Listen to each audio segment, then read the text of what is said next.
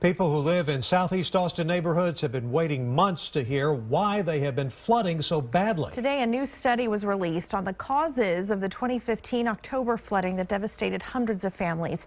KXAN's Rosie Newberry listened in to what that study found.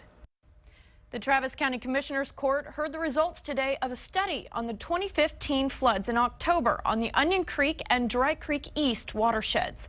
Some homeowners from the Thoroughbred Farms neighborhood were upset to hear that the report concluded nearby construction had no impact on the amount of flooding they saw. I don't understand on the culverts on 973. I believe they're totally, maybe 100% of everything that happened, but maybe 80% of what happened.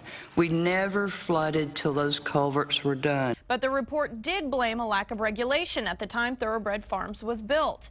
And researchers suggest several fixes: modifying the channels where the runoff flows now, or flood wall to keep the water from rising in key areas. Finally, a detention pond to hold more water upstream. Make sure you tune in tonight for KXAN News at 10. KXAN investigator Kevin Schwaller goes in depth, speaking with a neighbor at Thoroughbred Farms about this study and its implications.